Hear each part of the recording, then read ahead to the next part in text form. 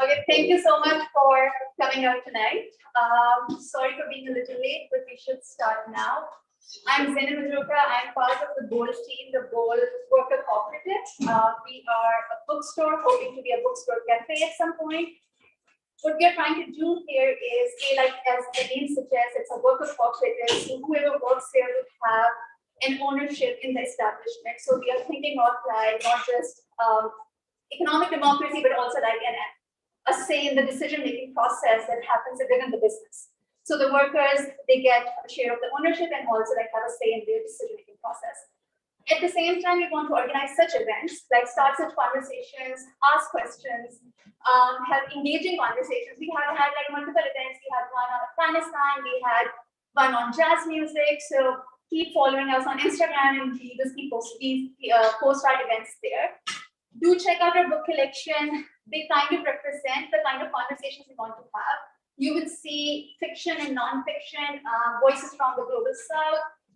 We have tried to be as representative as we can. So if you have any suggestions on writers, on books, please do let us know.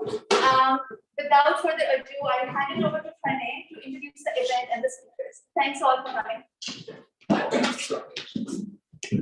Thank you all again so much for being here, and to Zainab and Bold for helping us organize this, the creative grounds for allowing us to use this wonderful space tonight. So we're really excited to have this event. It's being put together by Hindus for Human Rights, Indian American Muslim Council, and Bold Worker Owned Bookstore, and featuring two really amazing and powerful guests today who come here from the University of Westminster in London, Professor Divyesh Anand and Dr. Natasha Cole. And so the format for this event will be, we're going to be going in two parts. First, Safa from IAMC will moderate a conversation with Professor Anand, and then I will come up and moderate a conversation with Dr. Cole. And then at the very end, we'll all come on stage to answer any audience questions, as well as any questions that are coming from the Zoom webinar, the live stream that we have going. And then at 7:30, we'll break for anyone who wants to pray will be able to for that, and then we'll have a small iftar after the sunset. So thank you all so much again for being here. Without any further ado, I'll hand it over to Safa. Hello everyone, my name is Safa. I am with Indian American Muslim Council, and it is my great honor to be a part of this event. So thank you so much to our amazing speakers, and thank you so much to the organizers of this event. Welcome, Professor. I guess we can start off with a question. Like the big question here is, why are we seeing what's happening in India right now? Because Muslims have historically, at least in recent years, they've been a not very powerful minority. They've been repressed in many ways. So in the case of Hindutva, which has grown so powerful in under Narendra Modi, why is there so much anger towards Muslims? Why is there this perception that they are this huge dangerous enemy? Okay, thank you. And I'll remove my mask. I keep testing regularly, so I'm fine. But I'll keep remove my mask here so that I can speak more loudly, right?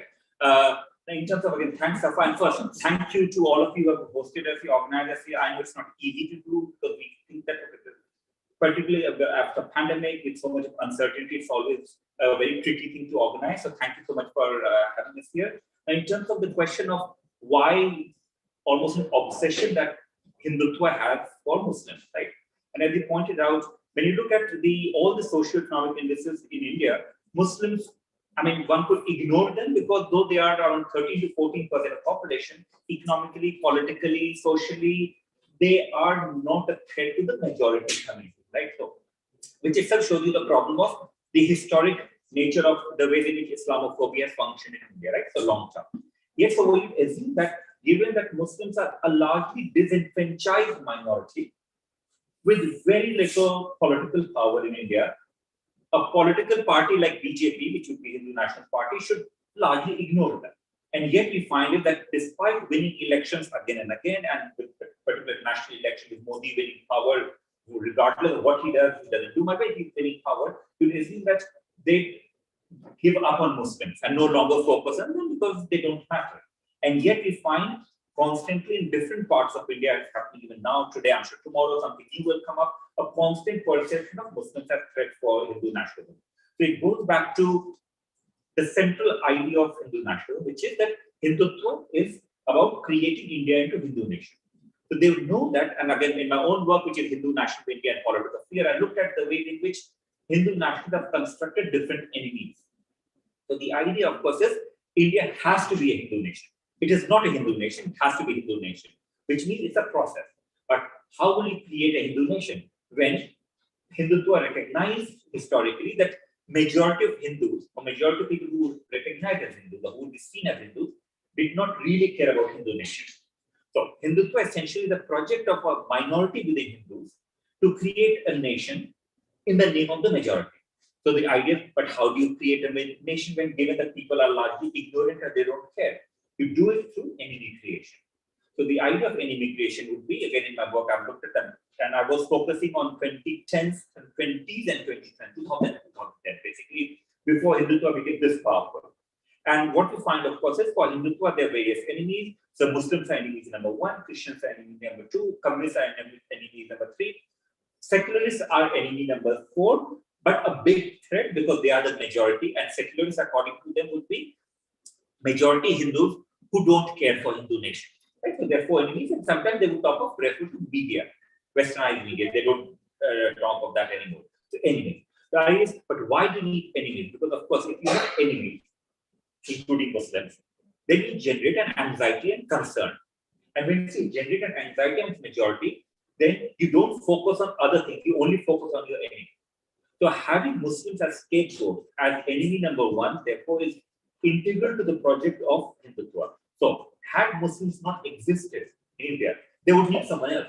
The Christians would have been there. If not, communists, all of them are there. So you notice that, of course, while they're targeting Muslims because they're easy enemy and the largest enemy they have, they are also targeting, the left. The communists, they target Christians whenever it suits them. And of course, they also talk of pseudo-secularists. According to secularists, we're looking at pseudo-secularists by them. Therefore, the long answer to your short question is they need Muslims as enemies, because without that, the rationale to have a politics of purity, a politics based on insecurity, but politics based on violence would not function. This is why they come up with all kinds of stereotypes, all kinds of conspiracies that they blame Muslims for in order to then mobilize the Hindu majority. That's what they do. So this is a great segue into what we're seeing right now with the Kashmir files, which is as I think you described in your book, like the way Hindutva utilizes the politics of fear to generate this image that is like maybe larger than life of Muslims as this hyper-violent, like out to get all Hindus sort of mindset. What is your take on the Kashmir files? Okay, again, I'll not speak on that with my colleague. She more of an expert of questions. I'll leave it to that. But only thing I'll mention here is that for me, what's happening now is not a surprise. And again, so when I was writing my book and everything, doing my research and writing book, and if you're an academic, it takes you years to write your book, right?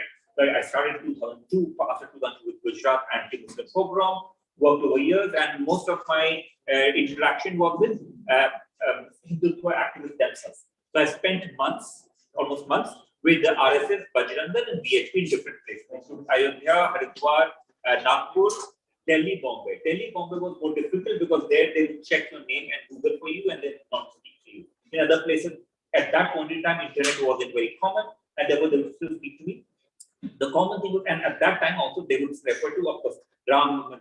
I went to Ayodhya, right? So it was December 6th. That's the anniversary of destruction of Babri Mosque, and I'm talking 2004. So what I noticed, and I didn't realize until then, was they celebrated December 6th as a Valor Day and real Independence Day.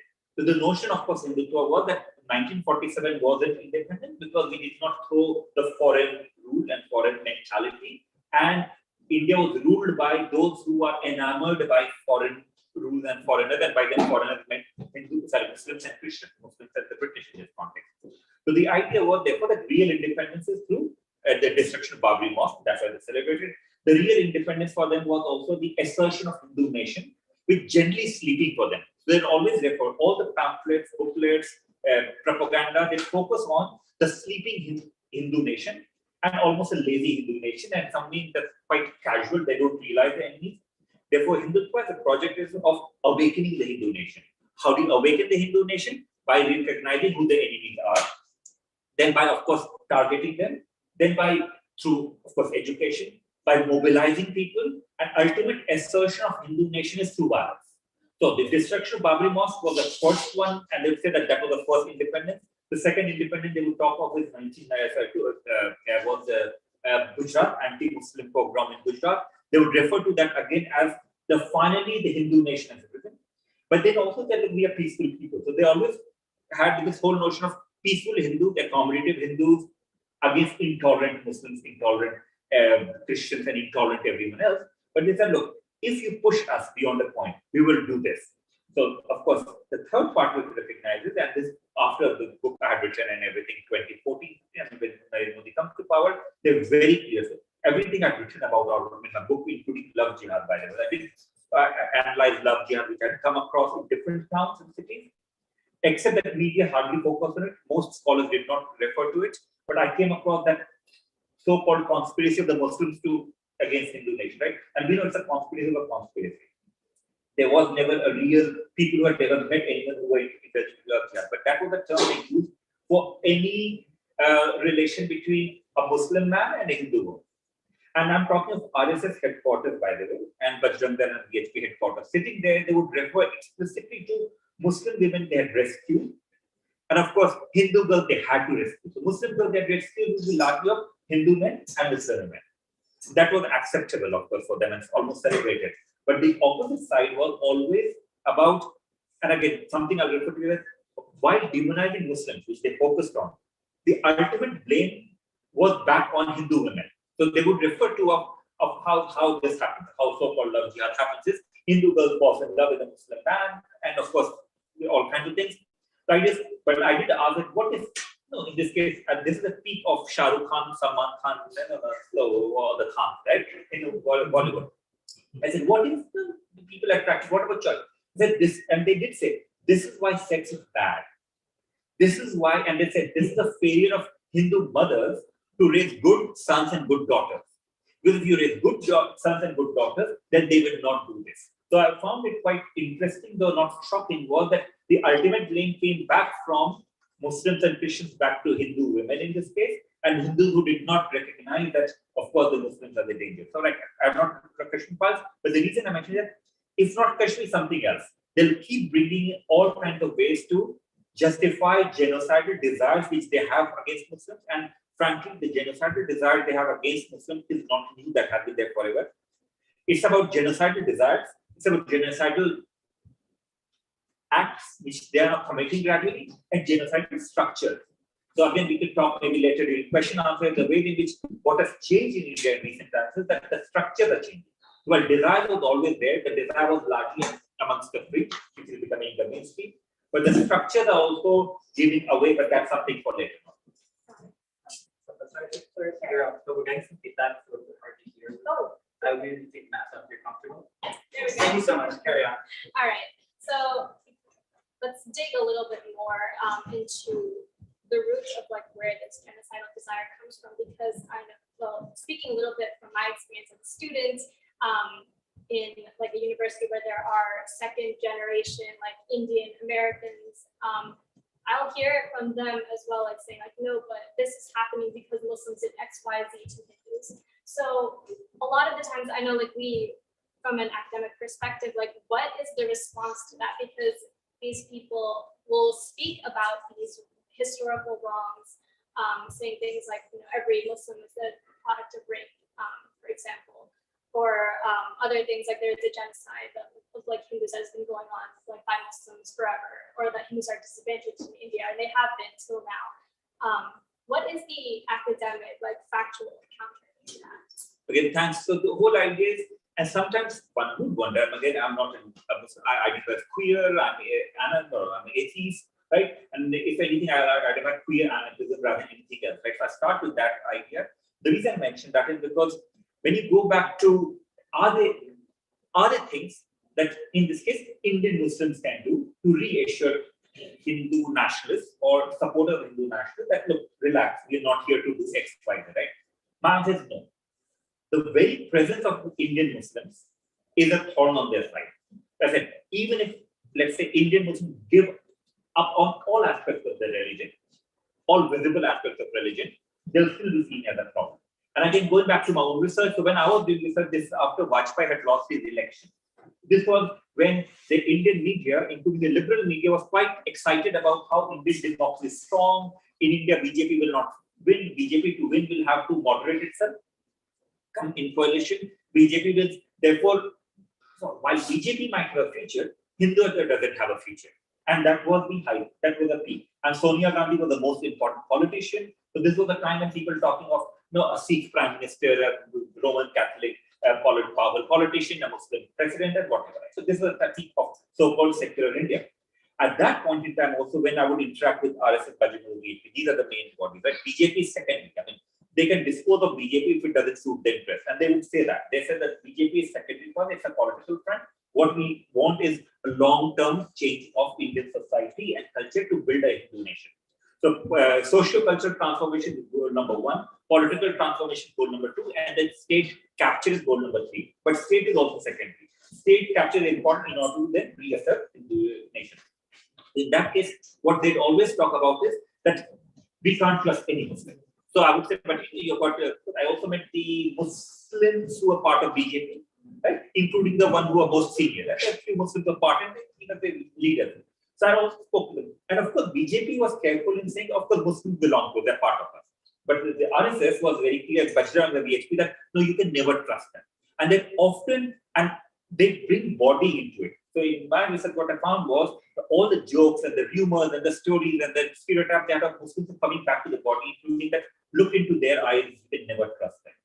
So again, even I said, but what about Muslims who are part of BJP? And this is the time when Advani, who was one of the prominent leaders, his son-in-law, someone was, he had said something good about Jinnah.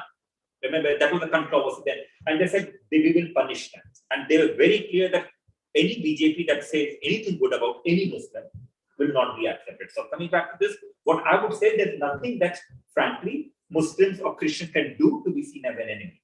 Other things that secularists can do, the moment any genuine secularist gives up on secularism, is anyway a victory of Hindutva. So I don't think any compromise is possible with Hindu nationalism, because Hindu nationalism is the full-fledged ideology of fascism. And there can be no compromise with fascism. That's how I see it. Got it. So this fascist ideology has really been exported to the diaspora as well.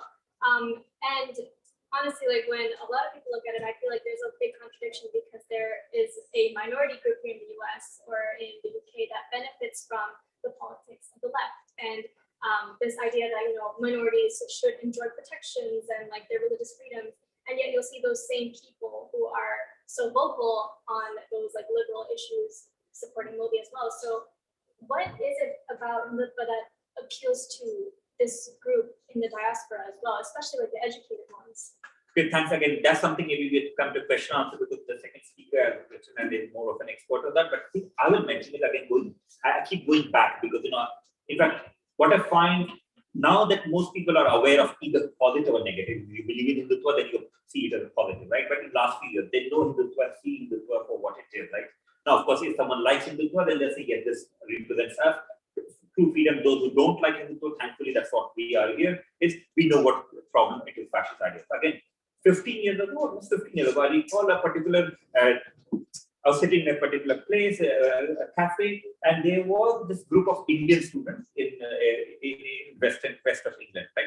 So there were a group of Indian students, and there was a sort of charismatic young man, and there's always a sort of charismatic young man. They would be late 20s, early 20s age, who was HSS, so Hindu Swayam Sevak Sangh. So notice, so the Hindu Swayam Sevak Sangh is in India, Rashtriya Swayam Sevak Sangh. So in India, they say we are the national, right? Nationalist, Rashtriya. But the same Rashtriya is Hindu. So very clearly, Hindu is the nation for them. There is no other way in which you can challenge that. So the students were asking this particular HSS guy that, no, something about Hinduism, and they were not doing anything political. But the way he was promoting Hinduism, being how Hindus being liberal, no, you can be atheist and be liberal. No, unlike Christians and Muslims, you can be XYZ pluralist and be Hindu. Right? That's what the story was. But the second thing was inviting those students to particular shakha, particular organizations, particular things. And now those of us who study Hindu Sevaks and RSS, but in particular, we know that these shakhas are explicitly political. So there was let's say, the radicalization of Hindu youth even at that point in time. Now, coming back to, in UK, if I give UK example, you could look at the Preeti Patel phenomenon. And again, someone who family benefited from, benefited from her family is someone who came as migrant, her parents would have been refugees at one point in time, and then she adopted most draconian anti-refugee policies now. But same with Sajid Javed, who's a conservative, and this is not unique to again Hindus in the UK. You've got many Muslims who might even support Labour Party for the time being, but they're far from left. They're very right-wing in every sense. So if conservatives become smarter, they'll get the same vote from those Muslims also, right? So this is a phenomenon where people who come from majoritarian community and then become migrants, they might from time to time support progressive because they need that support from progressive, but ultimately the policy is quite right-wing in every sense. On sexuality matters, for instance, again, significant sections of Hindu, British and Muslim British would tend to align more with Tories than with the Labour, so they vote for Labour overall, right? So that's, yeah. Thank you. Just a quick time check. How are we doing? 10 minutes? Okay. Let me defer to my notes because I tried to memorize the questions beforehand, but clearly we run out of mental storage. Okay. Let's see. So one of your works on Hindutva as a masculinist form of nationalism. So in that work, we know that Hindutva supporters tend to paint themselves in a highly moral, asexual light while pleasing Muslims, and particularly Muslim men, as like lustful degenerates, I guess. But we've also seen very recently that there are Hindu extremist leaders calling for the mass rape of Muslim women. So why do you think so many people, including maybe even Indians who consider themselves liberal, why aren't they publicly condemning these calls? The challenge is, I mean, one question, who's a liberal, right? In UK, sorry, US, UK context, we might use liberal for different contexts. In India, one wonders who are the real liberals? Where are they, right? So for instance, take example of the hijab controversy in Karnataka. Regardless of your views on whether women should be forced to wear hijab or to have the choice to wear hijab and all of that, that's secondary. And this is what I mean, that the debate over hijab in case of Karnataka should be a debate amongst Muslim women, not even Muslim men, forget non-Muslim anyone. Right? And then, even if your views are that hijab is somehow regressive or progressive, that's still unimportant here because we should all be aware and we have to be aware that the reason why hijab ban came is not because somehow Hindutva is a progressive force that wants to change anything. They're doing it because this is another way in which they can divide Muslims and demonize them. So this is a constant battle there, right? So we have to be very clear that therefore for Hindutva, they scavenge upon any idea, any identity, and any issue for their purpose, which is to demonize Muslims. And in this case, what I found amusing / disturbing was Hindu Indians who would not be otherwise Hindutva, we say, but on hijab. My point is, but on hijab is something else. You can do that later. Once defeat Hindutva, finish them off, kill them off. I'm not saying kill them off as an ideology, and then you can debate over it. Not now. This is not the time. Because the reality is when you're facing in the fashion, when you're facing full-fledged prospect of a genocide in words, that's very clear. Genocidal acts, small ones right now, because of course not the scale is not good, but in every place, you can't afford to talk about, oh, but Muslims should change this and that, right? Now, in terms of my own work on masculinity, which you talked of, so when I went to, spent most time in Haridwar, Ayodhya, and Nagpur. These are 3 places. So Ayodhya, December 6th, around that point in time, so I spent many days in a particular dharamshala of the head of Ram Janmabhoomi movement, Nritya Gopal Das.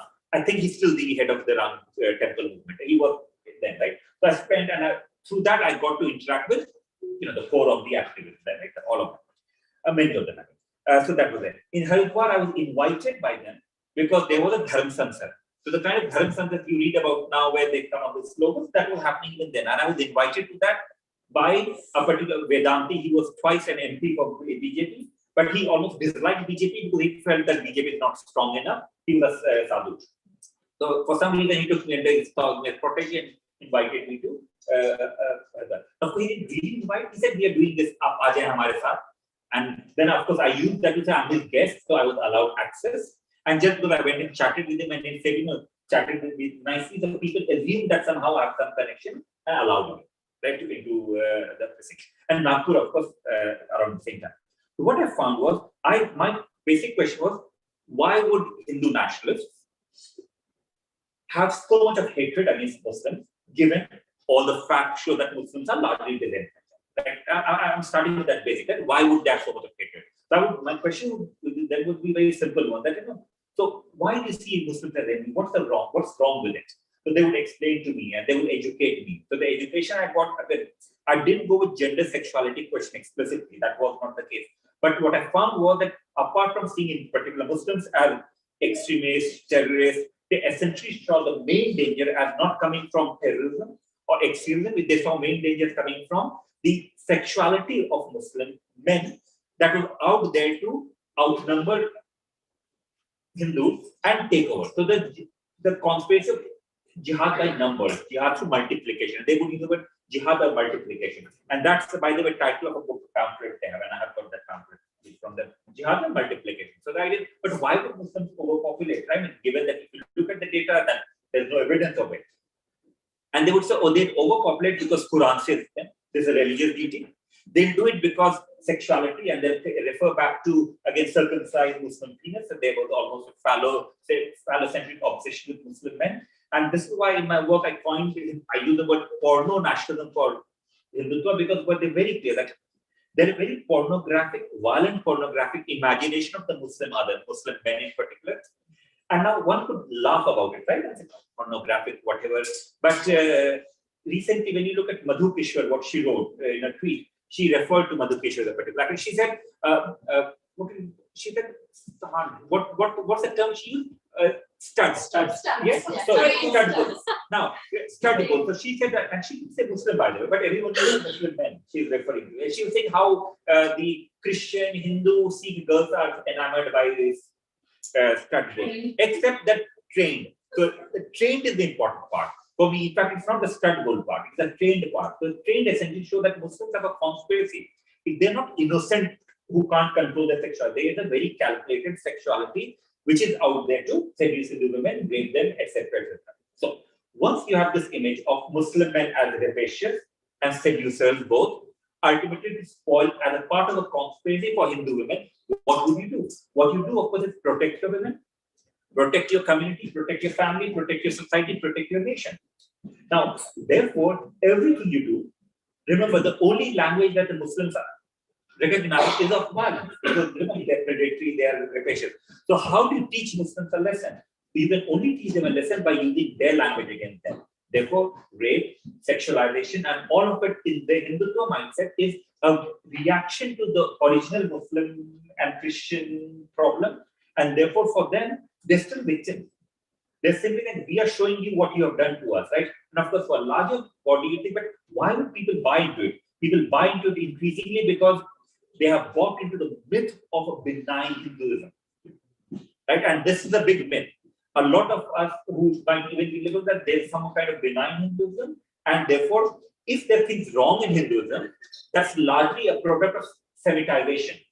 Even people like Ashish Nandi have talked of Semitization of Hinduism, but it's almost like saying that, oh, Hinduism, it becomes a problem, it becomes like Islam and Christianity.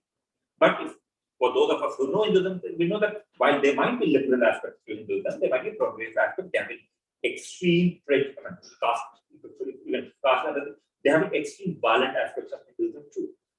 So, finally, to your asking question, that the reason they demonize Muslim men in particular, and then claim to be defenders of Muslim women also, right? From time to time, that's what they do. Is the demonizing Muslim women is then essentially next step is to demonize and start to justify all kinds of prejudice and violence against Muslim men and Muslim women, and that includes even the threat.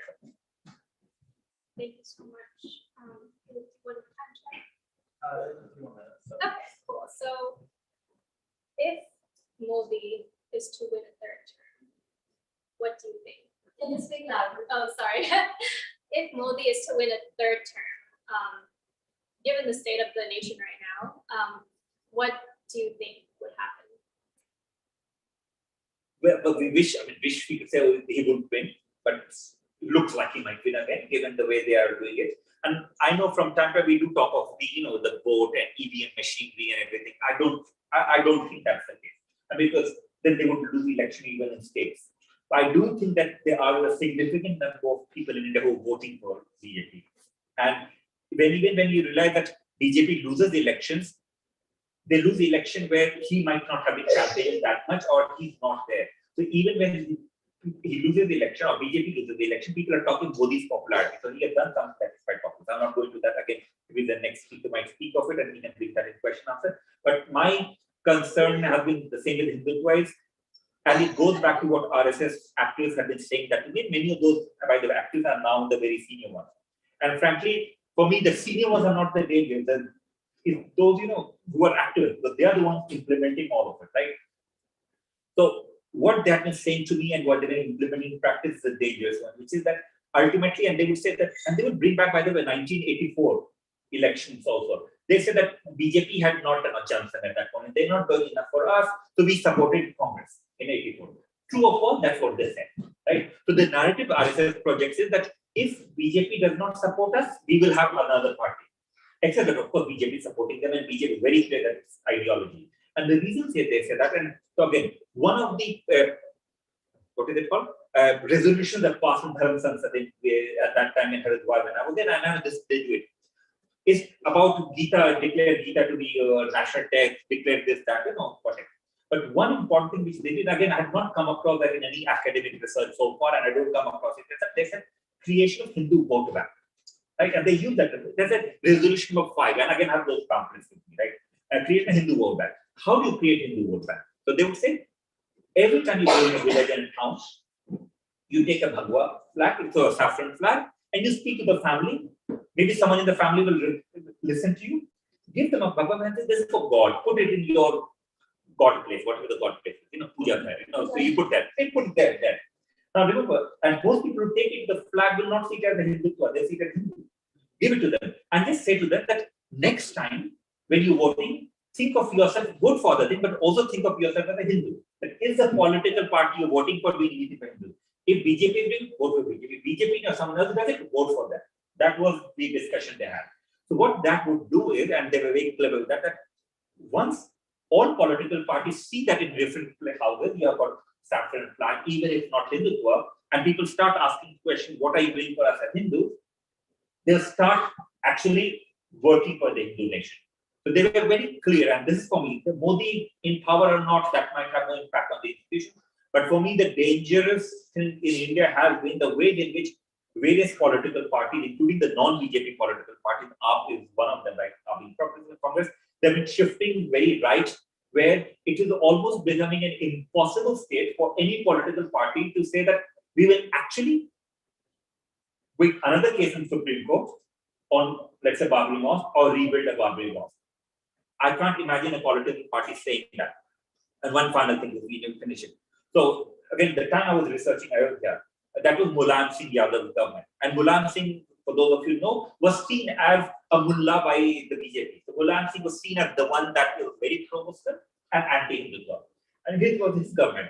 And the boards, the UP Tourism Board, at that time would say Ram Janmabhoomi 2 kilometers, 1 kilometer. And that's what I found more disturbing than what BJP was frankly doing. The fact that you had so-called secularist, pro-Muslim government, and the government signboards are clearly saying Ram Janmabhoomi, not Babri Mosque. What it tells you that even before the Supreme Court had actually given any judgment, de facto, it was a Ram Janmabhoomi, even according to the secular. So that's for me the bigger danger, whether Modi wins or not. They have transformed India to that extent that it's very difficult for any political party to bring it to the center. So it's okay if I do one more question. I think we're running a little Okay, that's good. All right, thank you so much, Professor. And we'll turn it over now to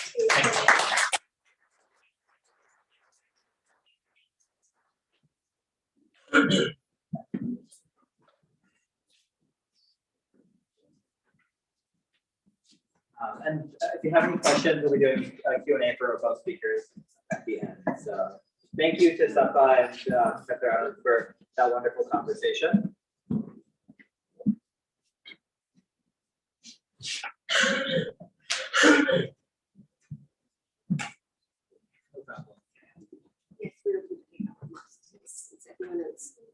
almost.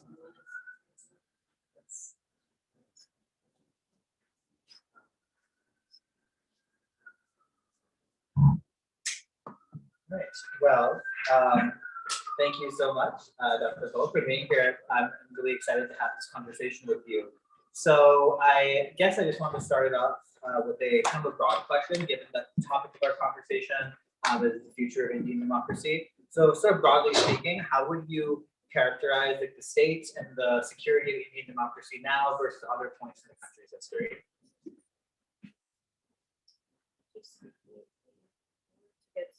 Oh, no problem. Sorry about that.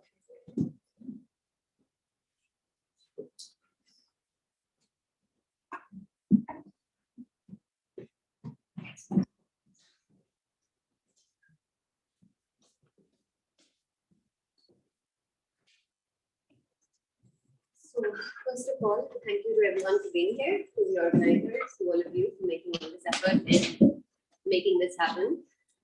These kinds of spaces are really vital, and especially more so because they are harder to curate and to sustain in contemporary India. They're not absolutely impossible yet, but they become rarer, and with more enforced or self-censorship that becomes more predominant. So I'm glad that we're having this conversation. And also, I'm really glad that we're recording it, because I feel like one of the other things of amplifying and sustaining our voices is to make sure that it can reach beyond people who are able to physically participate in any space. Now, turning to your first question, as part of this conversation, so your question really is how can one summarize the state of Indian democracy right now as opposed to at other points in time? Now, I would say, the possibly the most obvious thing is something that others have noted too, which is that we seem to be in a period of undeclared emergency.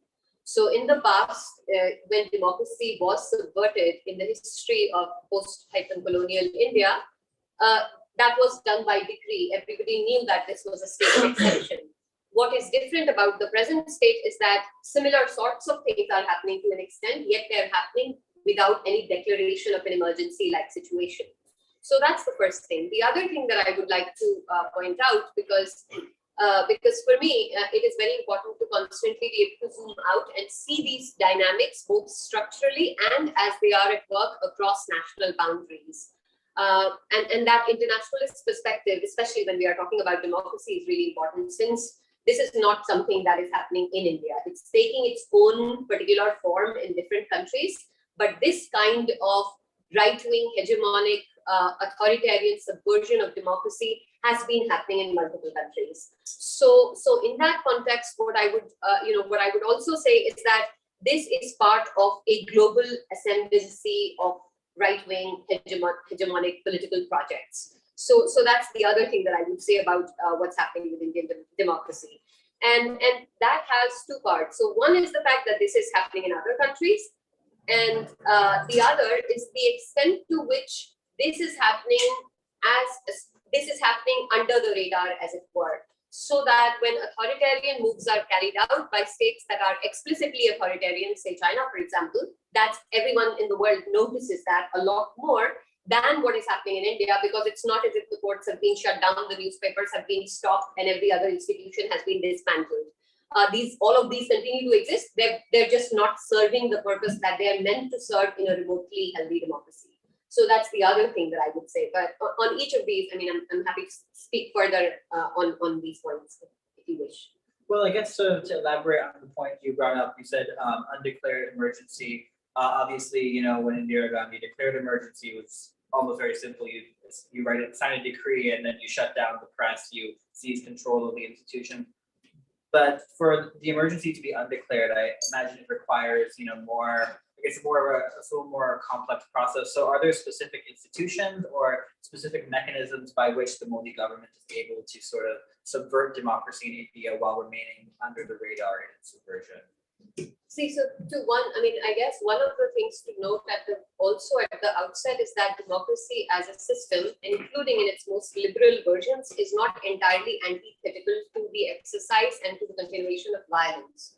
So while we might step outside that and think that democracy and violence are completely opposed things, that's not really the case, because there is a structural violence that is a part of democracies, in that democracy is, for the most part, conceived of as a political arrangement, not in terms of what that means for economic rights. So it is possible to have a democracy where people don't actually have healthcare, don't have housing, are suffering from all other kinds of violence, which is very structural and inbuilt and normalized as part of the system.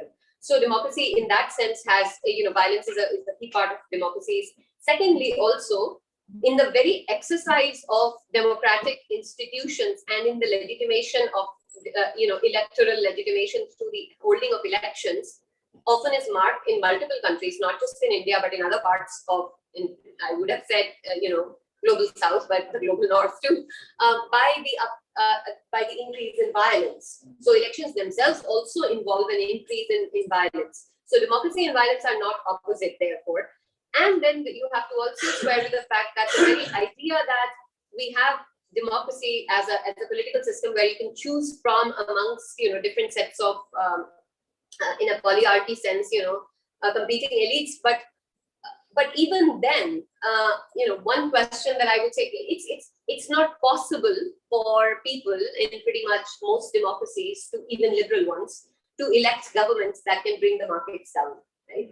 And so parties that promise a welfare agenda often are not the parties that reflect a good performance in the markets, because and on the opposite side, parties that are backed by strong corporate forces and often, have a very nationalist agenda are loved by the markets. So there's also an economic aspect that is crucial to this. And in that sense, all of those provisos, all of those sort of, all of those issues about democracy notwithstanding. So I'm going to say that all of that exists in the backdrop and we recognize that. But nonetheless, the point is that you should have institutions that can offer some safeguard against all of that, so that the depredation is not absolutely extreme. And in that sense, I think that the in the Indian case, what's happening is that allowing for that outer circle that I mentioned, there's also like the lack of the institutions increasingly that are needed to have transparency, accountability, and and some version of justice being delivered in a manner that it's not just revenge and vendetta. So that it's so that if corruption is being targeted, it should be targeted across the board, not just selectively against one's political opponents. And I think that those subversions of institutional subversions that are happening are multidimensional, and others have noted them too. The response of the judiciary in various cases, the issues with the election commission, in that in the last elections, in the 2019 elections, one election commissioner did not attend many of the meetings later because he was not happy with some of the decisions. So there's enough and more documentation also of how institutions are really under pressure, and those within those institutions who want to not completely abide by this project are under pressure too, at a very high cost to themselves.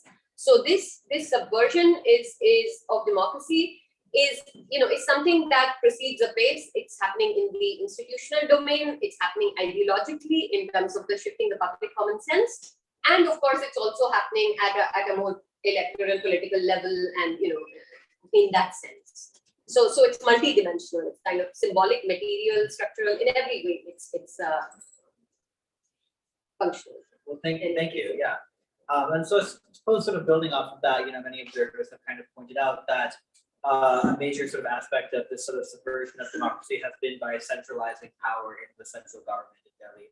But of course, India, like constitutionally, has a federalist structure. There's a good deal of governing power to the states rather than the central government. And so, given that India, at least nominally, does remain sort of in a federalist system, are there certain states or certain parts of the country where you feel democracy is relatively stronger, and alternatively, where you feel it's relatively weaker?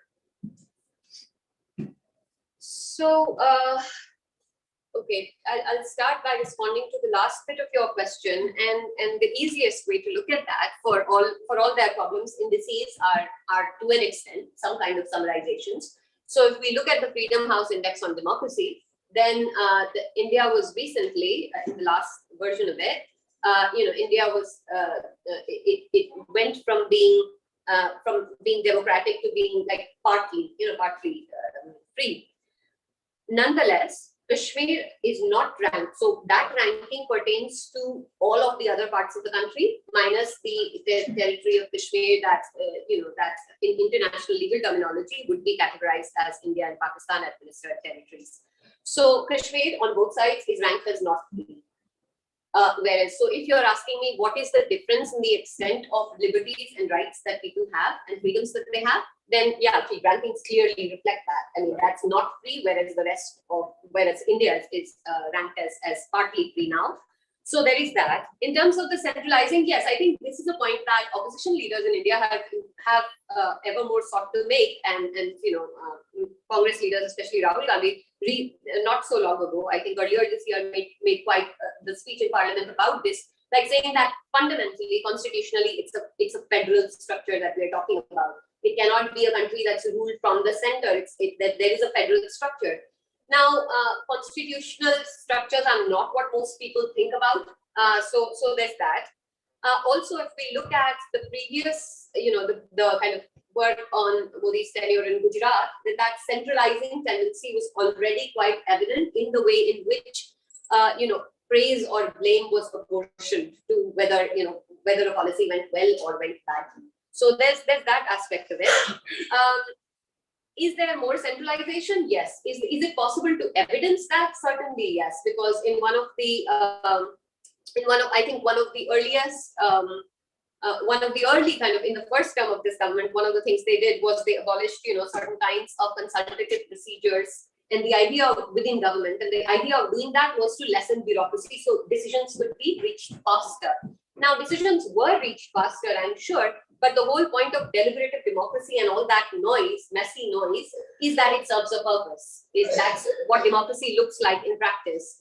And by doing away with some of those procedures, and so the place to read about this, where I've written about it, is an article in the Journal of Labour and Society called The Rise of the Right in India, Modi Myth, Hindutva Development and Dualities.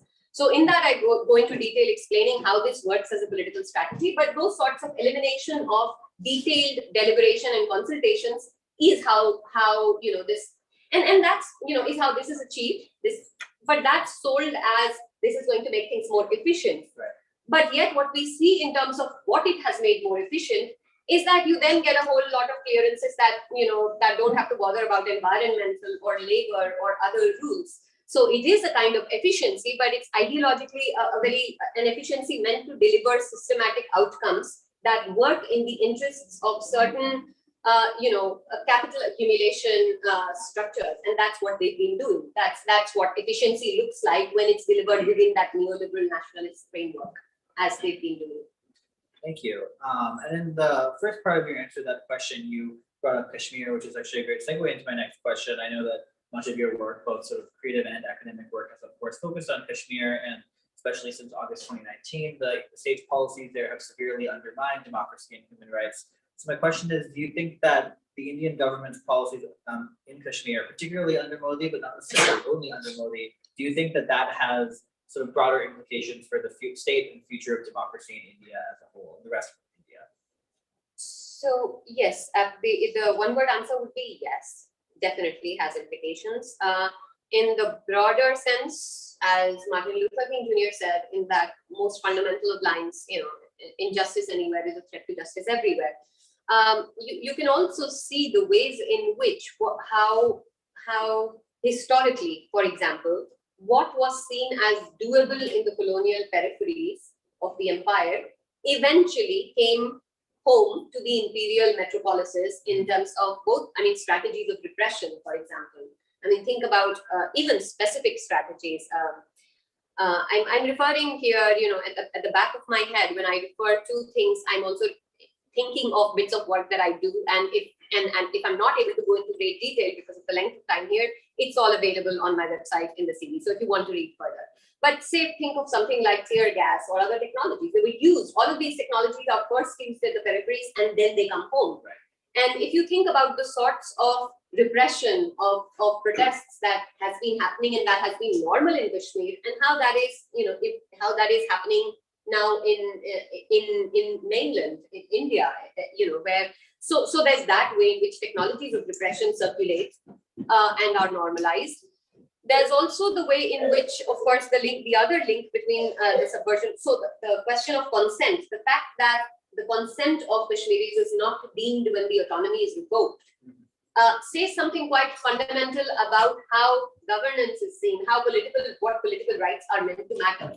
I'm sure everyone in this room already knows that in August 2019, with the Article 370, the changes to the Constitution in India, the Article 370, which had provisions that referred to the autonomy of Kashmir, they were removed overnight without any consultation or consent being sought of the people of Kashmir. And at the same time, there was the telecommunications and internet ban, which was the longest ever in a democracy and continued well into the onset of the coronavirus situation. So the very basic way in which Kashmir functions as a trope in Indian hyper-nationalist imagination and its uses for Indian electoral outcomes of this right-wing project is by portraying Kashmiri Muslims as latent terrorists and Kashmiri Hindus as selectively as a community of people who have exceptionally suffered. To, of course, to prevent any forming of solidarities, there is a lot of discourse invested in the preventing of forming of solidarities between Indians and Kashmiris, who may have, right suppression in common, between Kashmiri Pandits and Kashmiri Muslims, so that the communal discourse serves useful political ends for this project. And the doing of it is to portray all of Kashmir as an Islamist problem, because that then creates its mirror. It's like Hindu fundamentalism is required because we are dealing with Islamic fundamentalism.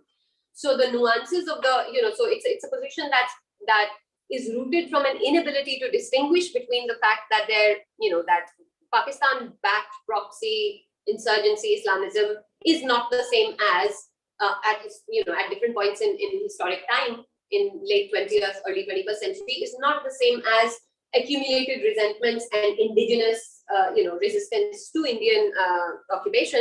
So there are all kinds of things that are lost in this picture, and that leads to continued rights suppression. And the very basic fact that I think most Indians are neither exposed to nor often very aware of, which is the fact of the political dispute, that there is a reason why there is a dotted line on the map. And the reason it's a dotted line is because it's a dispute that the UN spent years, if not decades, dealing with in the middle of the 20th century. It's a political dispute. Any political science IR scholar would look at the documents, I can show you stuff that we all know. It's a political dispute. It's an unresolved political dispute that is entrenched. It's a territorial dispute and it needs resolution. And the way to resolve a political dispute is, one way of dealing with that is to constantly militarize it. Right. And that's what's been happening. But it's not serving the people, and it's certainly not serving not just the Kashmiris, whom it is oppressing and dividing and solidarity is killing, but it's also, it creates an environment for the banalization of violence in India. And for the use of the weaponization of Kashmiri suffering for political purposes that Hindutva seeks to benefit from in India. So yeah, there are definitely both ideological and technological material. Thank you for those insights. And so you bring up the portrayal of Kashmir, both the portrayal of Kashmiri Muslims, but also like Kashmiri Pandits and their experiences and suffering. So of course I have to bring up the Kashmir Files. And in March you published a really powerful essay in the News Minute entitled "Kashmir is Not a File: Propaganda and Politics in India," which I really recommend you all read. It was really, really fascinating in one of my introductions to your work.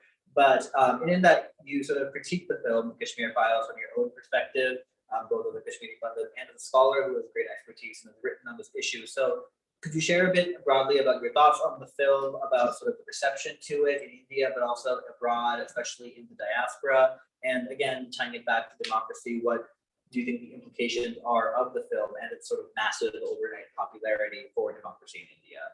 So I have mixed feelings about responding to this question, because one of the things that really strikes me about how the rights discourse manages to take up all of the space that exists is that we also give it all of the attention in the world. And I don't think that's really necessary. So, for instance, when I was asked constantly about, what do you think about this film, it wasn't something I either wanted to watch or write about. So, in summary, as you said, the article's out there, people can read it, and it's communal propaganda. It serves a purpose. It's a caricature. It highlights, selectively spotlights events that are part of a larger story without drawing any attention to the larger story. And of course, it's, as to anyone watching it would be clear, it's also an Islamophobic morality tale kind of a thing where all Muslims are bad and, all of the others are victims.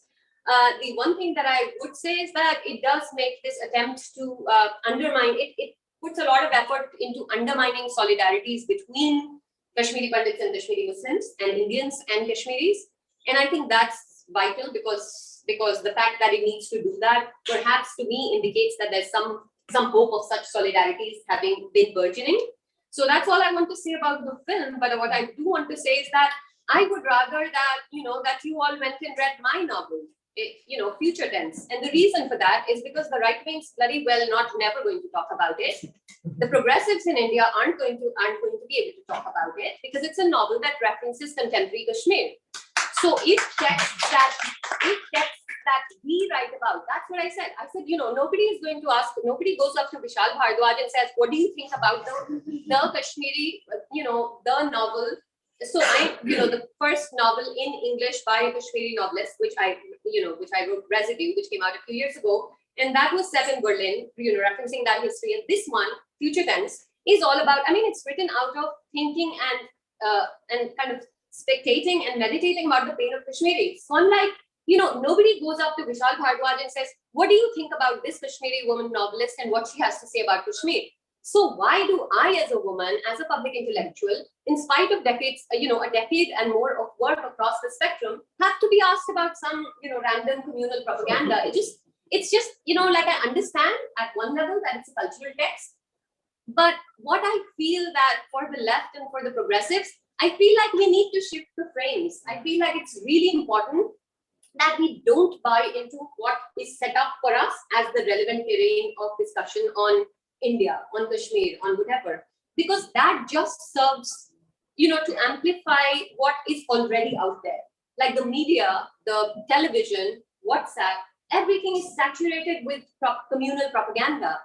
And my point is, how do we move beyond that? And that's really hard, and especially now with the diaspora. One thing with these cultural texts and their link to democracy is that anyone making a film today about, about a similar massacre, like, in that film they refer to to a massacre of Kashmiri Pandits, making a similar film about a massacre of Kashmiri Muslims, or going back in history, we think about, 47 Jammu, or any kind of other events.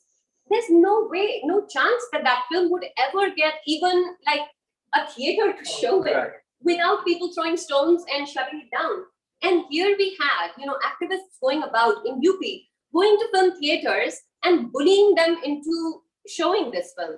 So like, that's how much government ministers speaking out in support of giving tax-free status to a text, which is, to anyone watching it, so clearly and blatantly serving an agenda.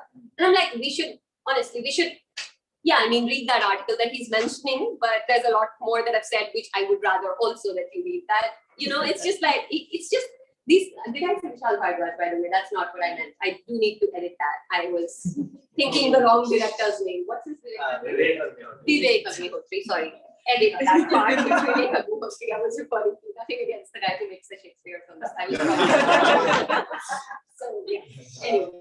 No, thank you. That was a great answer. Again, you should read not only the article, but also the latest novel, which I don't know how you've been predicting the questions I'm asking before I do, but the next question I have on the list, in addition to being an academic, a scholar, professor, you're also a poet and a novelist. And I wanted to ask you about how you feel sort of your scholarly pursuits and intersect with your creative efforts, and what role do you feel that writers, artists, creative, any sort of creative has to play in resisting threats to democracy and resisting fascist ideologies such as So I think all texts, everything is political.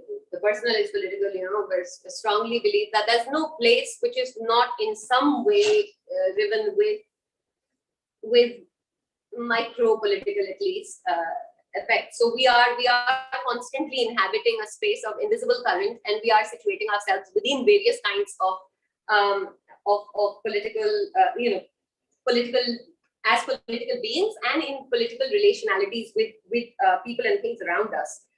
So to me, that these are seamless pursuits, because I feel that just as when we speak in English and we speak in Hindi and we speak in Kashmir or Gujarati or Bengali or whatever, we speak in different languages in different audiences. So to me, it's almost the same as speaking in different languages of thought. Sure. And that enables different things to happen. So what academic work does is it allows me to analytically intervene and to understand, okay, how is this political project functioning? How does this, how does the manipulation of contradictory constituencies with a fork-tongued speech, or how does post-colonial neoliberal nationalism work in this context? How does misogyny work for these right-wing hegemonic projects? So that's an analytical perspective. And the other part is an affective aspect of it. And both, I really do think that poetry and politics must be the twin strands of our existential DNA. And for me, that feels very, very natural. It feels like, you want to be able to say why something happened, and you want to also allow yourself to feel the joy or the grief in reaction to the fact that it happened. And that's really it. At another level, I think stories are what make a lot of things happen. Actions are motivated by ideas, and stories are really powerful and challenging certain modes of entrenched thought. And that especially in relation to sort of injustices. If we think about historical injustices, then it's nearly impossible for us, I think, to think about historic events that and not think about the novels, the fiction, the stories that were a key part in making people think a certain way. So I feel that storytelling drives a lot of human endeavor, and that especially in contexts of conflict or contestation, stories are a very powerful resource to get people to be to encounter, to come face to face with things they otherwise might not, because not everyone reads peer-reviewed articles. Right. So I think stories are a good way of doing that, if for whenever, for whoever that's possible. So for me, there's no kind of either or. Sure. Although of course in terms of time, it feels like it's always a struggle. Yeah. And as one grows older, I kind of think of the reconciling that, the line, I think from Zora Neale Hurston, there are ears that ask questions and ears that answer. You just do what you do, and there are different forms that it takes. But in an ideal world, I think I would write a lot more poetry, and sort of do that a lot more than I can at present, because there's all of this that I also need to make sense of. So, but for me, they're seamless. There's no kind of contradiction or conflict in doing this or doing that.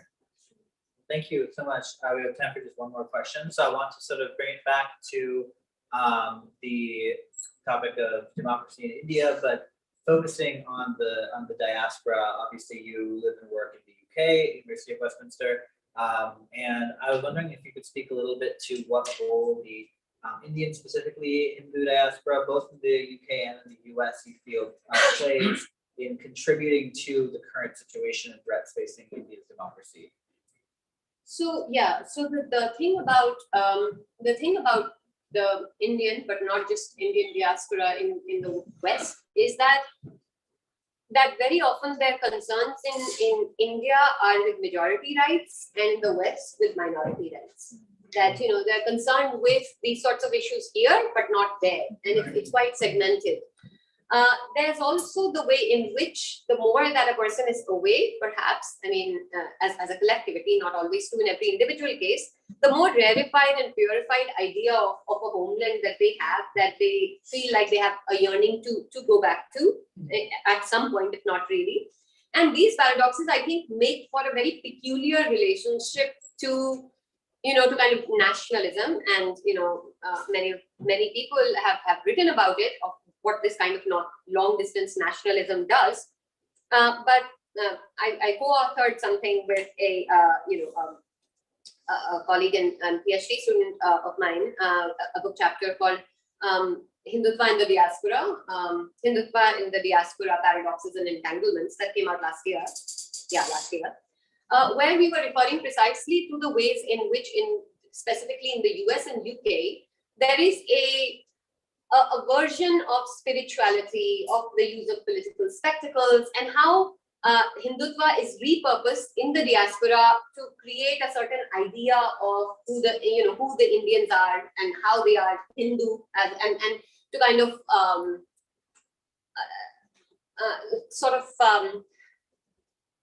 create a gloss over questions of caste. So for instance, one of the things that the Hindutva lobby, as it were, in the UK is very opposed to making caste discrimination, to making caste discrimination explicitly stated as a discrimination. Right. So they really object to that, and they have had in spite of the various kind of consultations that the government has put out, they've always very staunchly opposed this, saying caste is a colonial Western invention. That by saying that caste discrimination is should not be allowed, you are actually creating an idea of caste. So there are very specific strategies, of course, that diaspora uses, and on campuses. So we were specifically looking, in fact, a lot at campuses. How, especially for second generation Indians or South Asians, the idea is that just as we were speaking about earlier, that the idea is, oh well, why don't you come to this away day and learn about your culture, and play this game and learn about your gods and learn about your history, and once and through that to kind of get people to be interested in a project that is actually a project that then says, okay, but don't you want your country to be proud? Don't you want to be proud Indians in the diaspora? And I think pride is a key part of, by the way, part of it is economic and that whole Rising India thing. But the other thing is the way in which the idea of pride is sold. And if you think about the fact that even in multicultural Western societies, minorities, and especially racial minorities, haven't always been, there has been a strong discourse through which they've been othered, right-wing discourse in the West. So to people with that experience, although not only exclusively those people, there is an appeal in this idea of pride, just as the idea of pride also is sold in India. And these spectacles serve a purpose in that once you have these big shenanigans overseas, they're beamed on Indian TV, and people look at that and they think, wow, our project and our leader is globally loved. And so this serves, there's a feedback loop between what happens here, how it is projected there, and how, these things work in tandem. So yeah, it's the diaspora has a crucial role, but as you guys are doing this, I mean, I think it's really important for people to stand up and say, not in our name. That, to be Hindu doesn't mean that you have to be, and it would be tragic if any religion had to have only this idea of a fundamentalism where to be a Hindu means that you have to hate all Muslims and you have to, kind of subscribe to a fundamentalist version of political use of religion. So it's really important, and and the very fact that organizations such as the ones that are co-organizing this, I think it's really important to show that it's possible to have a sense of solidarity and speaking out against injustices. And the last thing I think that I want to say is about location. So people like me, people like all of us in this room probably will always be tarnished or sought to be tarnished by the purveyors of Hindutva as the fact that we are somehow inauthentic because we are not geographically in India. I mean, it's one of the most common ways of delegitimizing any critique of injustice, of what's going on, or critical thinking in India is to say, oh, what do you know? You are, you're sitting in the West and whatever, etc. Now the thing, so that's not just false, it's also and spurious, it's also very toxic. And I feel like we must push back against it all the time. Location is not just a matter of geography. The multi-billionaire who lives down on the same street with a person who doesn't have, who irons clothes for a living is Mumbai or is in Delhi or is in Guwahati or Srinagar, whatever. That doesn't mean that person, his geographical location gives them any particular insight into where they are or what they have to say. Whereas people like us who spend so much of our time and energy thinking and working and speaking and writing about these things are sought to be delegitimized. Oh, because you're Western, I feel like that is so powerful though, but so dangerous. For them, it's really powerful because they can just say, you're not here. And I feel like we have to keep saying, yeah, we're not there, but being there isn't what really matters here. Location isn't just about geography. So that's, I think, for the diaspora, I think that is, we have to be less shy about the fact that we're physically not in a space, because what the space of our engagement is where we are, not the geographical kind of coordinate on the globe where we are, and that's important. So yeah, that's what I want to sort of close with.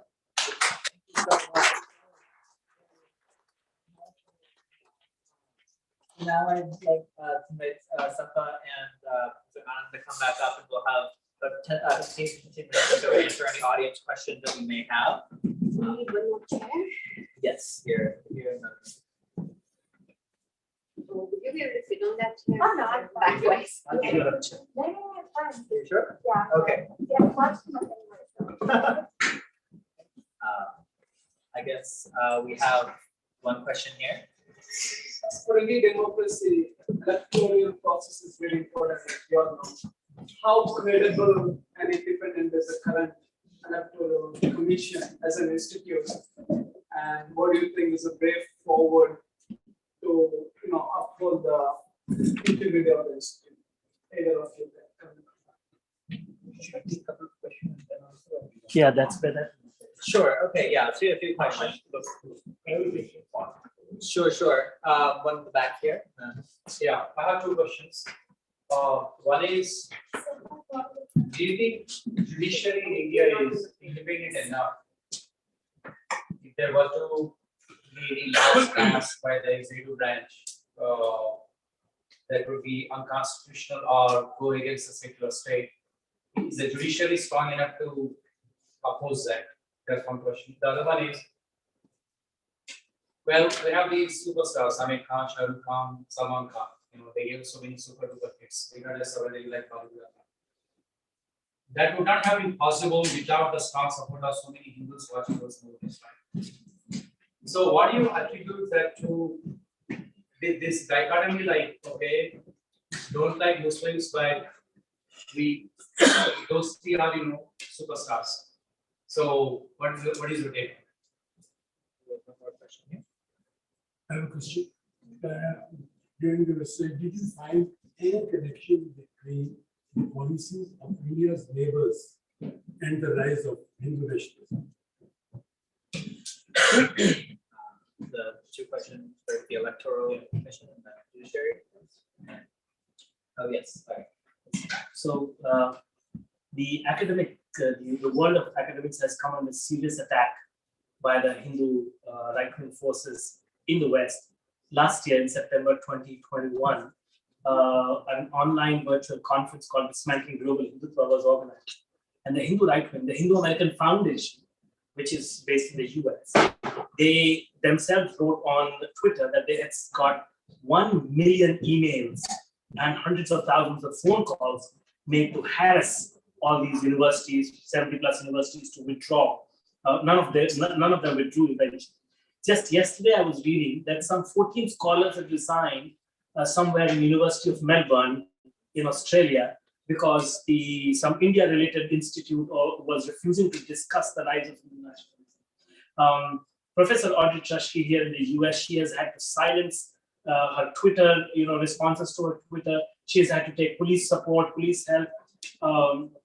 Vikram Sampath has filed cases against the academicians. So how do you see, what do you think is happening? Why are they attacking academicians? Are they attacking academicians in the UK, such as yourselves?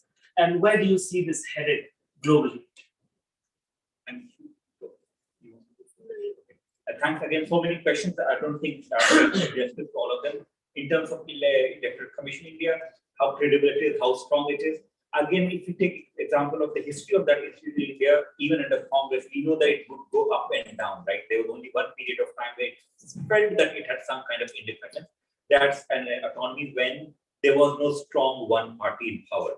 So I do think that while Electoral Commission is there, it's not really neutral, but there are opportunities in Indian democracy if people mobilize to make the change via elections. So I don't think that what I'm saying is it's not autonomous completely, but it will depend partly on what the electors vote for. So there might be small fumbling here and there, and few seats might be lost here and there. But generally, I would still say that it's not the institution person that's failing the election commission. It's largely the public. I do put the responsibility back in terms of the public. In terms of judiciary, again, to what extent it's different. If we take example of judiciary, the judgment they made, generally it's a lot to be disappointed with.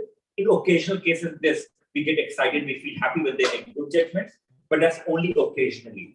The change that's happening with watch out for not Supreme Court, but it's the lower courts. And the lower courts are where most of the judgments are made, and most of the fate of Indian democracy is decided in lower courts, not highest courts, right? Of the highest court is only some cases go up, most of them are lower courts. And again, whatever we read about lower courts, generally they tend to go with whatever where the wind is blowing. And given the wind is blowing in favor of Hindutva at this point in time, we don't find many decisions made by lower courts that are challenging Hindu nationalism.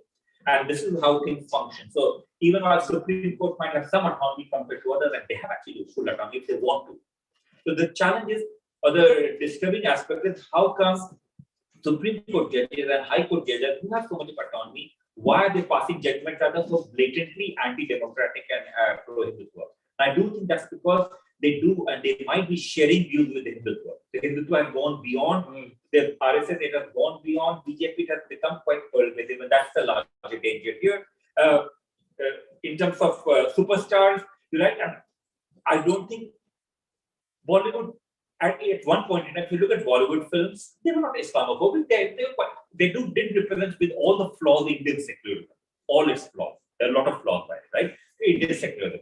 But in terms of one could be heroes and they could act, but you did not expect very blatant Islamophobic films to become very popular in the past. That's a more recent phenomenon.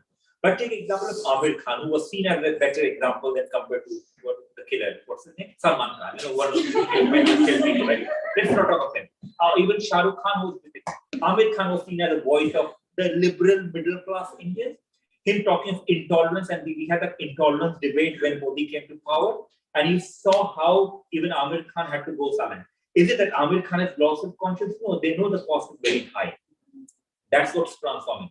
So what's happening with the Hindutva, I would say, is that at every level, the cost is being made high for people to oppose it, and people are giving up on all kinds of things. In terms of to what in my own work, I found that, let's say, the policy is Pakistan and Bangladesh, because they're the only two countries that matter for Hindutva. They didn't care about any other country. Not really. So they would refer from time to time that, look what they do to Hindus in Pakistan, look what they do to Hindus in Bangladesh. And one particular major conspiracy they had was on something on Mughalistan. So in Hindutva imagination, there is a particular institute called Mughalistan Research Institute in Bangladesh, which had this conspiracy, right? According to Hindutva, it was a real conspiracy to Islamize from Pakistan, Kashmir, UP, Bihar, Bengal, and Bangladesh to create a Mughalistan. Right? So that, and they would say that the whole idea was to fracture India into small pieces. And in that concept, of course, Hyderabad, Deccan would also become Muslim. They would be part, they would be very Hindu, but that's fine. But that was the part. Of course, in my research, I tried to find, is there a Mughalistan Research Institute based in a particular university? Now, that university is the real university, except that the research institute doesn't exist. So I went back into how did that conspiracy come about online? And it was partly, by the way, it was through Texas, a particular organization, I don't know which organization that was, that referred to the dream of breaking up India. That seemed like you have to go through web archive and go through pages, to those pages disappear. It seemed, I don't know the truth, that's as I look, it seemed like it was a particular evangelist, some person or organization here based in Texas, wanting to look for opportunities in India to save souls, I guess, right? And as part of that was to divide India, break up India. So it starts with that, then it becomes a Mughalistan, except that Hindutva, when they imagine that conspiracy, they take small thing and make it big. For them, the Texan connection is gone, the Christian connection is gone largely, it becomes a very Muslim connection. So in that, they did not refer to any specific policy of Bangladesh. They did not refer to any specific policy of Pakistan. So if now, today, even if Pakistan and Bangladesh become completely secular, officially and in fact, even if, I don't think it will make a difference. So we have to therefore not buy into the narrative that they provided if only Muslims have been secular, if only Christians are left, if only X, Y, Z, we will be good Hindus who will not oppress. That's not the case.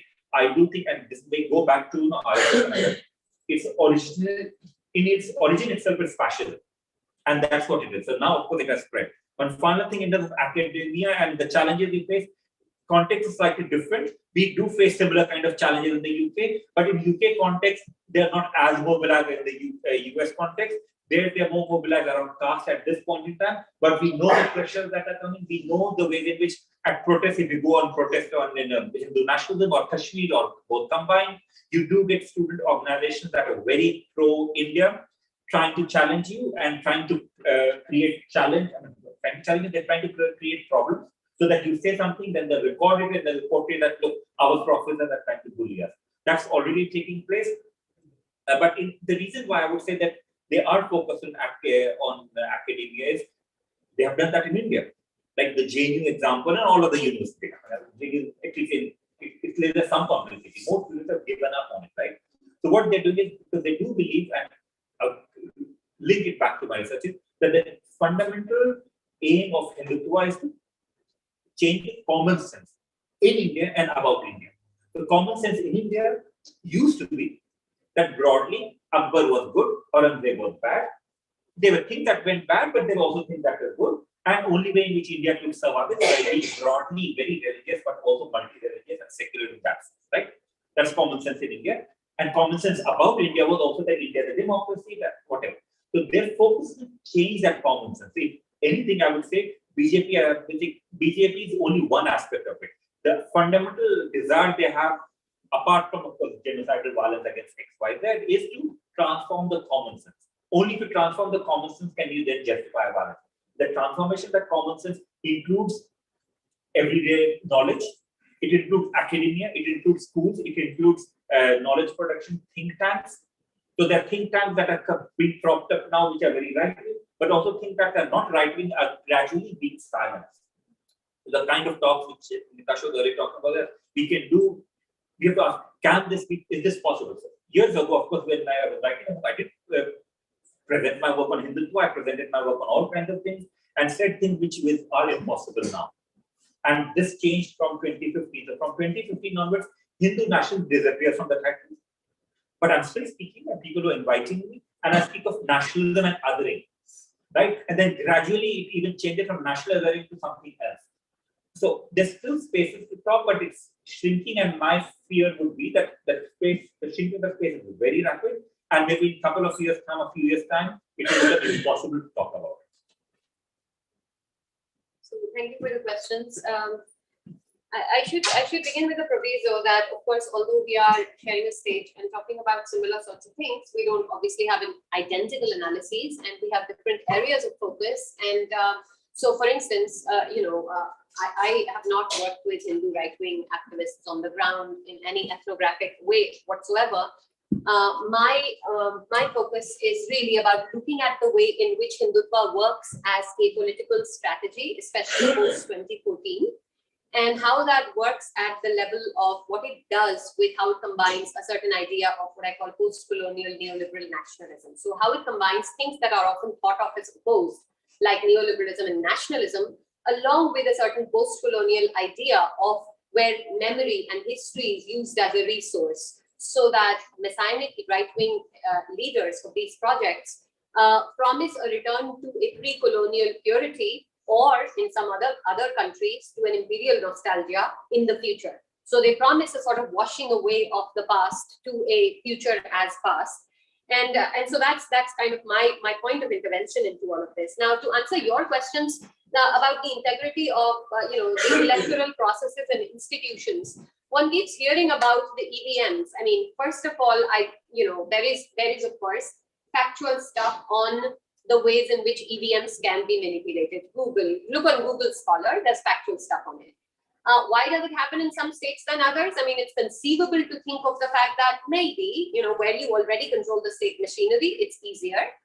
But nonetheless, these are not things that can be proven. And certainly these are not the only things that are feeding into the success of this project. So the technological side of it, there's that which is out there factually. In terms of the appointments and the institutions themselves, as I said, with the 2019 elections, there's clear evidence of what happened with the commissioners. Even with this one, with the current elections, the results of which just came out of the regional elections, including UP, the ECI was called out by many people because the person going by the name of Yogi Adityanath, Ajay, he was on TV in the mornings right before the elections. That's, so there's all kinds of other factual things. It's not, it's like the lampshade effect, when something is in front of you, but it's hard to spot for many people. That's how it's working. It's there. So in terms of the integrity of institutions, is that being compromised? I think it's very easy to find evidence across a range of institutions, how they're not functioning in the ways that they might. And the fact that they might have been compromised at other points in history, sure, maybe, but that doesn't excuse what's happening right now. Likewise with the judiciary, if you think about at that time, the Chief Justice Ranjan Gogoi, and you think about the scandal surrounding that, and you think about the fact that the revocation of autonomy in Kashmir, the case, how that, it kept being kicked down the road instead of being addressed properly. There's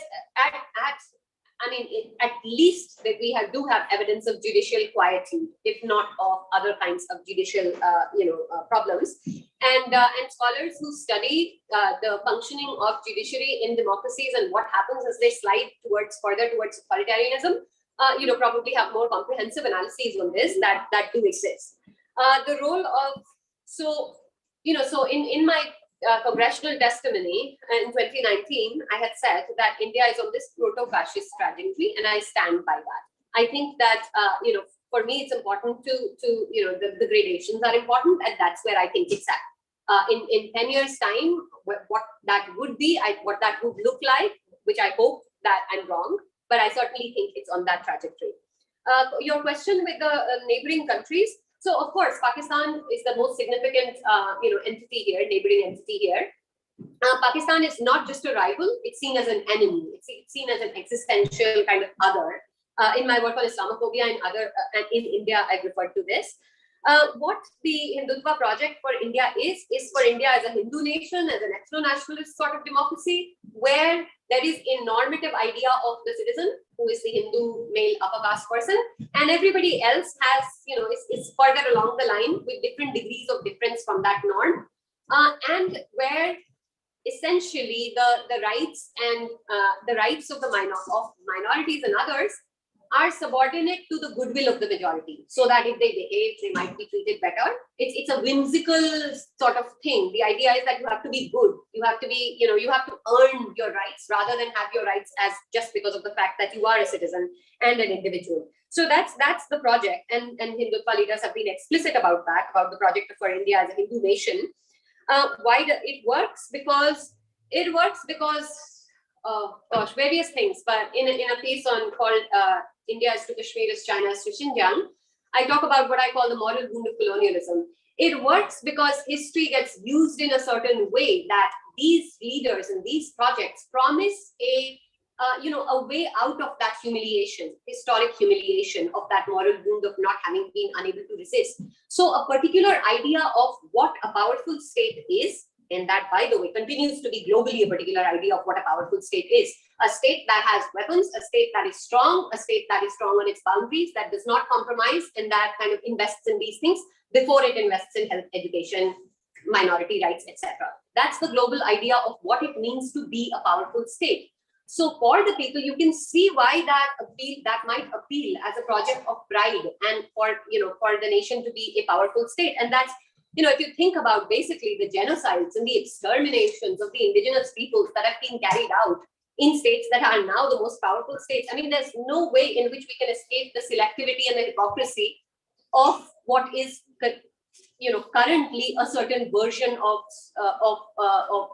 kind of structuring the state anywhere. So there is that. Now, whether it's possible to have done things differently, I think there the interesting thing was the historical experiment of secular nationalism in post-colonial India. The Hindu nationalist version of India, I mean, the RSS was founded in 1925, there were always at least two competing visions of where India was headed. And that other vision, which wasn't about India as only a Hindu nation, it had 100 problems, 1,000 problems, but it wasn't this vision. Now that thing has been subverted, and the idea is that, well, you know, countries have majority religions. Western nations, whether they say it or not, are Christian. There are Muslim nations. Why shouldn't there be a Hindu nation? You can think at the level of tropes, how and why this works successfully, coupled with, as I said, the kind of histories. So for me, beyond the condemnation of the fact that, yes, this is morally really offensive, it's also important to understand how it's working and what can we do about it. And and the doing of it, I think, is also something that needs to be done at individual levels too, not just at structural levels. It's all our relatives, it's the friends, it's the people you know, it's the people it's really hard to talk to on those WhatsApp groups. It's also at that level of trying to get people to see why this is, you know, not serving your interests. Because factually, the idea is to make India a strong power, rising power, but it's falling in all of the indices. Not just democracy, but every other, media freedom, you know, hunger, whatever. In every indices, it's falling. So it's not, so you may love this man, you may think this project is great, but is this project delivering what it says? Is it doing what it says on the tin? It's not even doing that. So, and it's not possible for it to do that, because hegemonic projects, you know, hegemony is not just domination. Hegemony is where those whose interests are not served by something also subscribe to it. So as a hegemonic project, it brings together people whose interests are not in common. The farmers and the corporates, take for example, you know, the kind of the foot soldiers of Hindutva and the really kind of corporate billionaires. It's very hard. This is why the farmers thing was hard to deliver. It's easier to make them think that and harder to do it. And this is why I think it's possible to point that out. To your other point about dismantling Hindutva, yes, we were not part of it. I'm so sorry to cut you off. I think we do have to wrap things up. So should I? No, actually, you can just announce the prayers. Okay. Sure. It's the last prayers of this Ramadan. Yes. I think so. If you are fasting, I believe it's always like in 1 minute. If you want to offer your prayers, it's downstairs. We can have the prayers, and there is iftar afterwards. But you can continue. Right. People who So are yeah, fasting, they can. I mean, I'm an animist and I'm not. Yeah. So I don't have that, but I'm willing to respect other people's religious beliefs. So yes, of course, please go ahead. With the thing that you were saying about the dismantling Hindutva project, you see the targeting of academics and the targeting of scholars and public intellectuals is not accidental. And it's not, again, happening only in India. You live in the US, you know the attacks on critical race theory. I've written about it in a paper called Misogyny of Authoritarians in Contemporary Democracy. If you think about the fact that Bolsonaro's rise in Brazil was staunchly predicated, like one key factor of that was the attack on gender ideology. So the attack in India too on progressive critical thought is a key part of this, because totalitarian kind of ideologies flourish by diminishing the public sphere and diminishing our capacity for thinking critically in the public sphere. And that's, and that's critical thinking matters. And that's why they want to shut it down. Any kind of totalitarians want to shut it down or wannabe totalitarians. What is it? And yes, do we get challenged all the time? Do we get threatened? I mean, I don't know. I think men get threatened a lot less.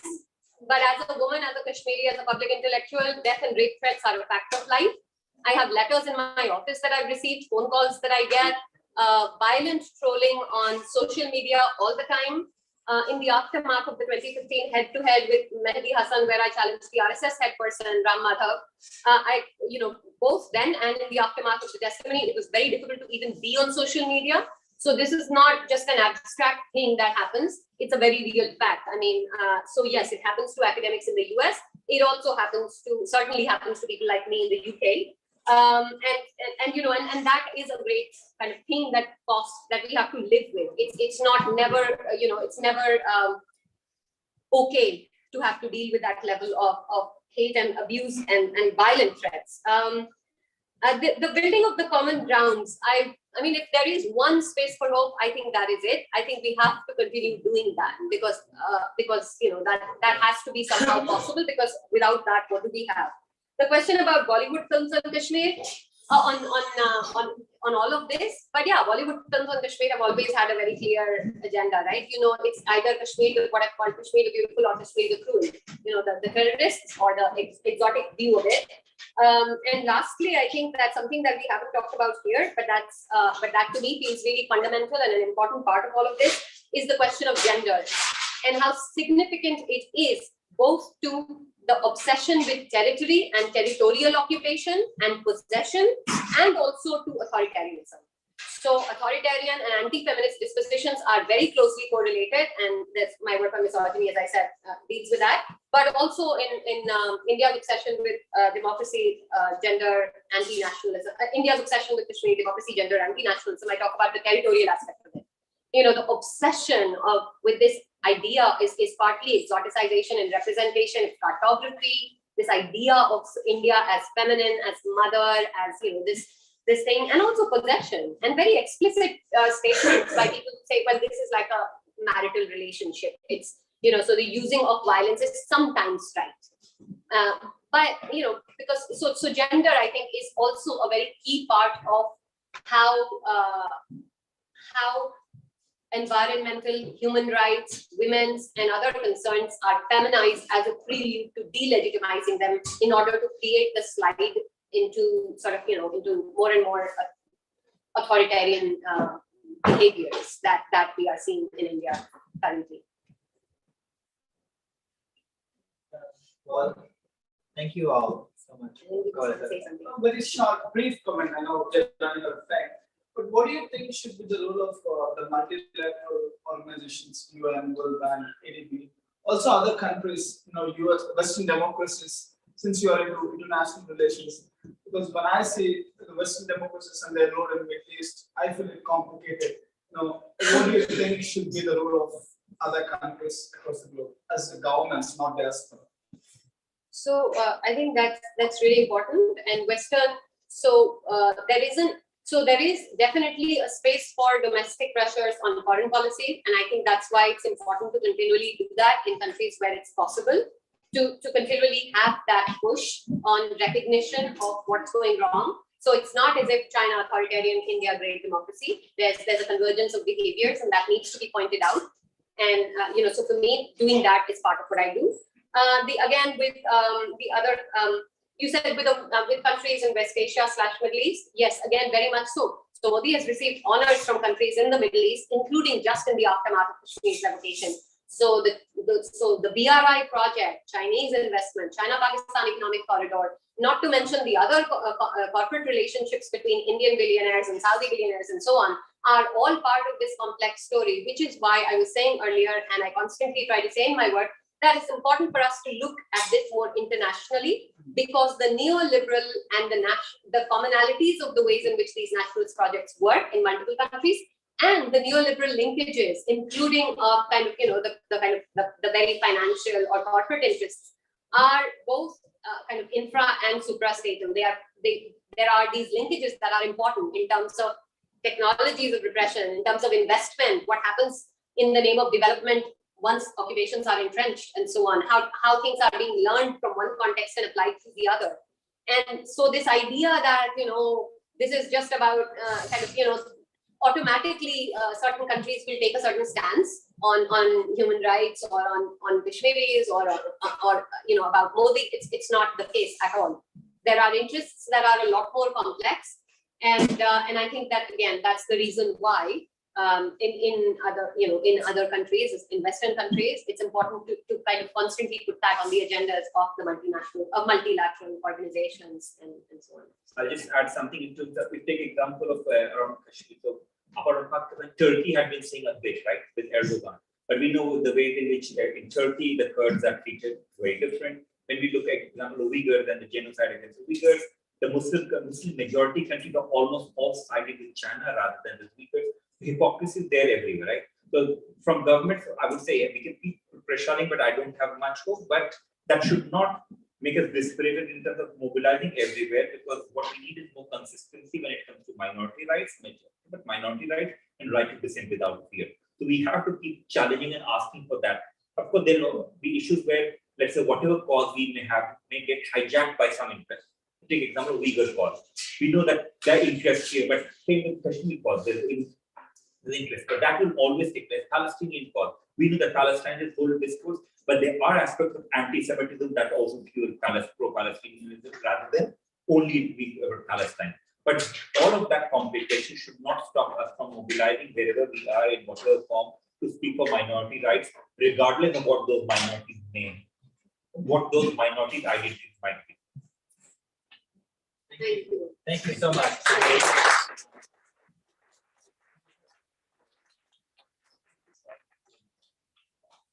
So please join us. Stop the camera.